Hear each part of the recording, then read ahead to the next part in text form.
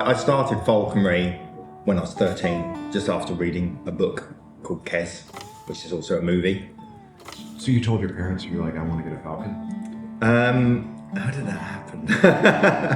I read this book and I was really interested in it. We'd go to the zoo and I was like fascinated by these falcons. And then by chance they met someone who rescued these birds, and he used to just give me birds. And at the time the birds were very expensive. I was very young.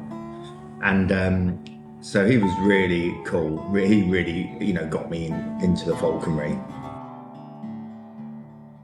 Family business was always in furniture. So I set up my own furniture business when I was about 19, which predictably didn't work for a young lad. Every furniture business. Yes. Also, a young lad in his early 20s isn't as motivated and as focused on his business as he should be. And I wrote to an environmental consultant for a job who said, I noticed on your CV you've practiced falconry. They use them to scare away birds. And there's a site opening a mile down the road from you, a waste site that might need it. And it was a bit of a eureka moment. So I put my business and sales skills into practice and touted for business and ended up winning 2 contracts. And that's how it started. So you had a love for the birds, and then you're like, okay, now I can make some money with these guys. No one ever thought it was serious. And that was so frustrating. I've always been focused on business, sales. So I think why initially the business worked, because if it didn't gain momentum that quickly, it would have been challenging. It gained momentum very quickly. And I think that was because unusually I was a businessman first and a falconer second, whereas in this sort of environment, it was generally the person was a falconer first and a businessman second. There was opportunity. And so we took it and the business grew very quickly. This is called Firecracker. Yeah. So is this a baby one or? No, what people don't realise is they're fully grown. Okay. They just like to sit down and just chill for a bit. Yep. Before they fly. Generally, these are working birds, not sporting birds, so these are hunting things I don't want to eat. Yeah. And they don't actually catch a lot of them, but they're scaring them off. Yeah, but the threat's real. So if something wasn't going to fly away, they'll probably catch it. And that's why there's no habituation. A lot of these bird scaring devices don't work after a while. That should never really happen with falconry, because if it stops working and the thing stops flying away, it becomes dinner. Yep.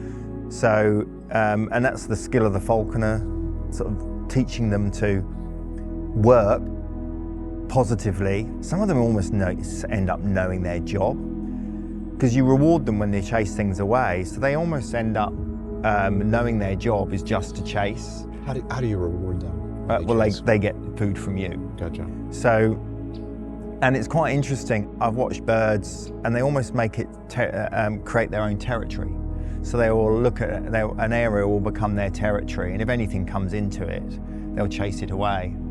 And that's great, because you can keep an area clear of birds for indefinitely. What's good about NBC and what's different is that the level of expertise. We fly a lot of falcons as opposed to hawks. Most bird control companies will solely use hawks because they're much easier to handle. And I know it's hard for people to understand the difference between a hawk and a falcon, but it's like an F1 car and a hot hatch.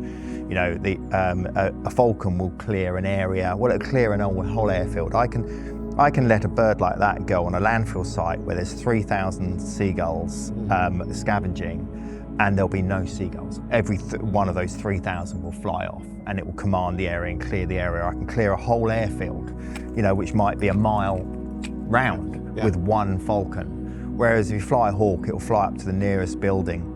And because these are bird hunters, they scare the birds, whereas the hawk hunts mainly mammals and will take birds for surprise, so it doesn't clear such a large area. How many falconers do you guys have at NBC now? I think at NBC there must have about 60 falconers. Most of the technicians, pest control technicians, are also skilled in falconry. Do you hire somebody fresh and train them that's never even seen a falcon? Yeah. Just this week they had 3 go through training. It's got to be a passion. It's got to be an interest. You know, because they're going to be looking after it 24/7. So. But do they take their birds They home? take their birds home. Yeah. So they have Really? to look after them at home, and so they have to have that real interest.